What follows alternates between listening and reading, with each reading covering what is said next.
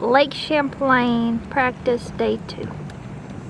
Yeah, so basically, after the first day of practice, I kind of rode off Ty. You know, I drove down there in the truck, went down there and fished around probably a good 4 or 5 hours. Had quite a few bites and never caught a fish over 3 pounds. I just realized that what it was going to take to do good in Ty is finding one good area and really fishing it extremely slowly. So that's really not something I want to do. So on day 2, try to stay a little bit closer and try to find something a little bit, you know, more conservative where I can, you know, do a little bit better in the tournament without having quite as much risk. So really wanted to mix in mostly smallmouth, actually. Believe it or not, I just felt like there was a lot more over 3 pound fish as far as smallmouth go biting. So to start day 2, that's exactly what we were doing. We were looking for smallmouth almost exclusively and just trying to figure out a way to be consistent and try to move up every single day on the leaderboard as far as Champlain goes. All right, gonna start out on this little rock jetty right here with a whopper plopper.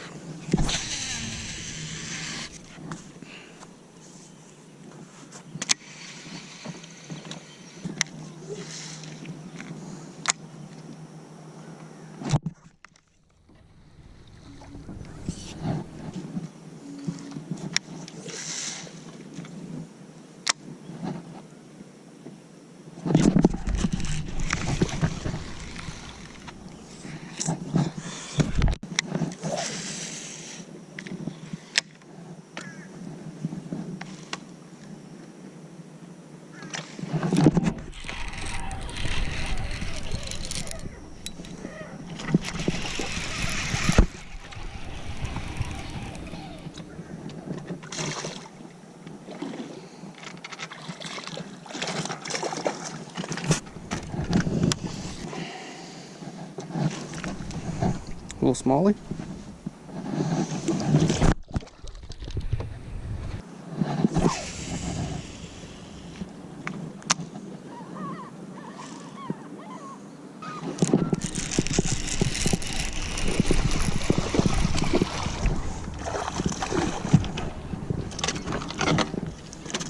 Oh, nice little smallmouth.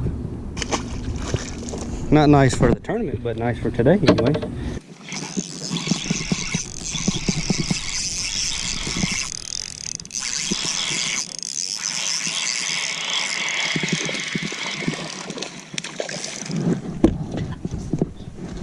Small one.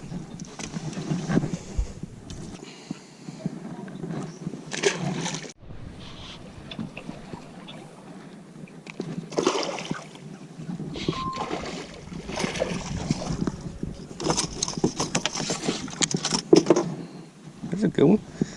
Yeah, hooked him in the tail. Let's see what he weighs. 257. Oh, I had one. No, I graphed to the other side of the point and I found them again. Yep, it's all smallmouth up there. I literally just found a school of fish on my depth finder. No, but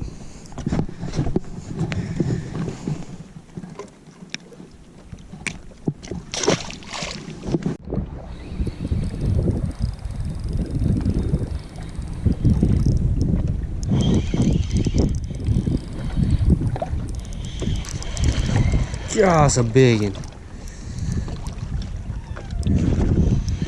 There's a bunch with it too. Oh my goodness, it was a big one.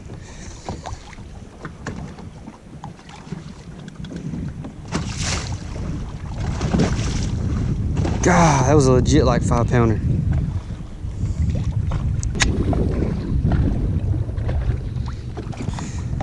I was gonna place a bet. I'm gonna catch one first cast as soon as this dang waypoint comes up. Because I just found a little brush pile. I don't know if it's metal or wood or what. There's a big pile of stuff all twisted up over each other right here on the bottom. Looks like a very, very good place. Could be a very consistent place.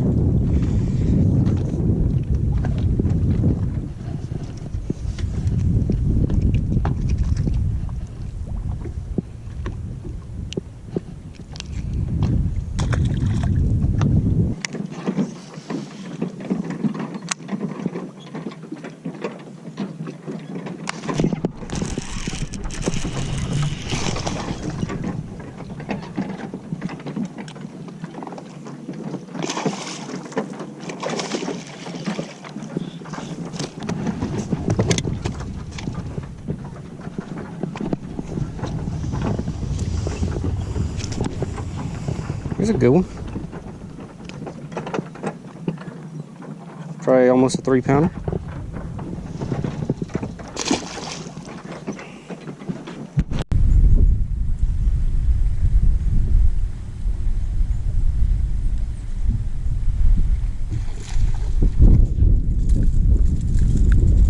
I'll tell you right now, that is one of the dumbest looking baits in the water I've ever fished with. Caught a little bitty one on it though.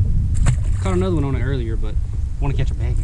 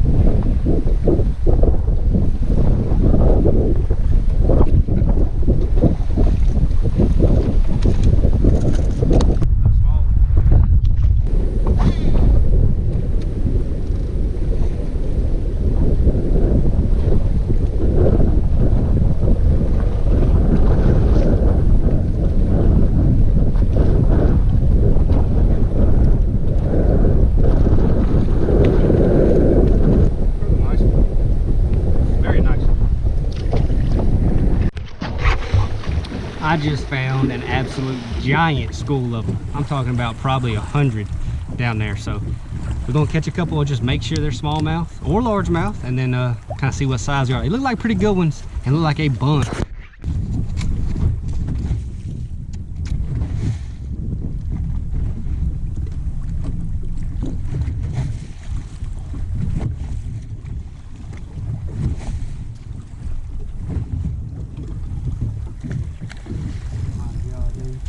Dude, they're big, and there is a, I'm telling you, that was first cast to it. There's 100.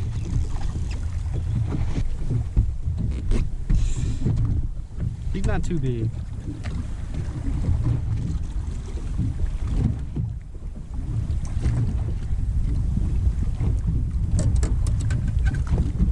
I'm gonna weigh him. No, I'm not. That is a 2 1/4, 2 1/2. Probably a 2 1/4. Threw my weight off though. I'm talking about, there's so many, it's ridiculous.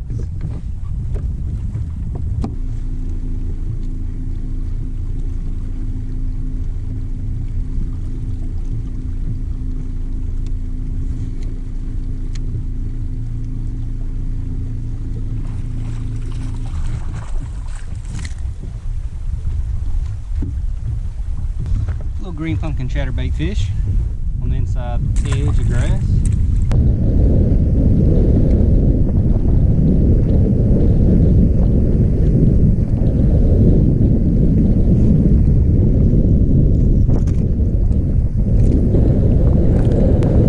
Another one on the chatterbait, still small though.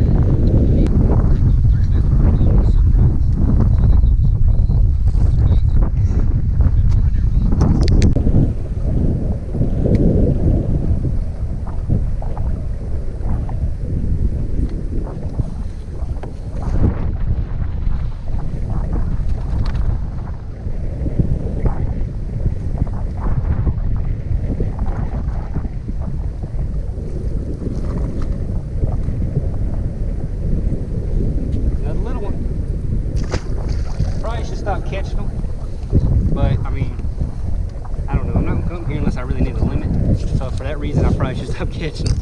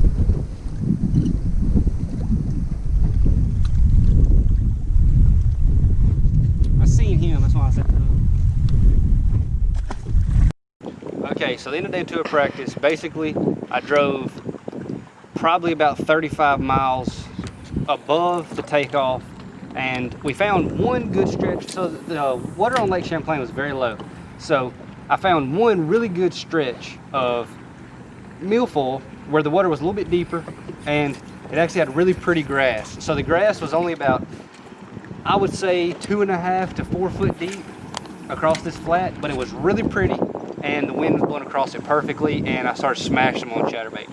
So the first like 5 bites I had were all less than 2 pounds. And on Champlain, you really need to have the 16-pound mark to do good, you know, for consistently there. So I would never drive 35 miles to catch, you know, 2-pounders. So I caught about 5 or 6 of them, then I caught one almost 4 pounds. So I caught one that was like just over 3.5, like 3 3/4. So basically I pick up my swim jig, my untamed tackle punch swim jig, so I can shake some fish off. So because, you know, you have to set the hook on a swim jig where you really don't on chatterbait. So I pick up the swim jig and I shake off 3 or 4 pound-and-a-halfers. So after a while I start telling myself, I'm like, man, that was luck. Catching that 3.5 pounder was luck. So I'm not gonna drop here no matter what. And then I pick my chatterbait back up, catch a pound-and-a-halfer, and then boom, catch a 5.5. So really regretted that, because as soon as I caught that 5.5, it was pretty obvious that 2 biggest bites I had of the entire practice came back to back, or at least the 2 biggest largemouth bites came back to back.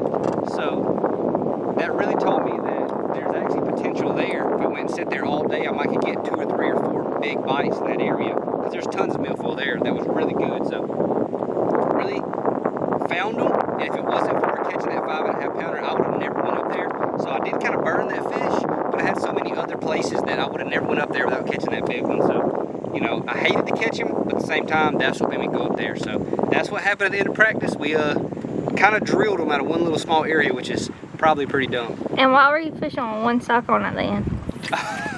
We fell in.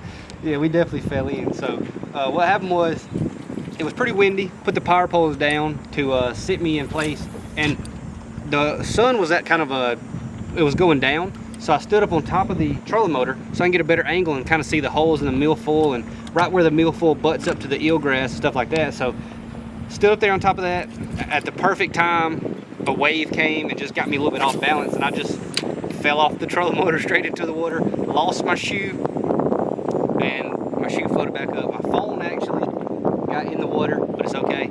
And we caught a biggin with one sock on and no shoes. So hey, I'll do that in a tournament all day. I'll do it 5 times a day for a 5.5 pounder. So all's well that ends well, I suppose.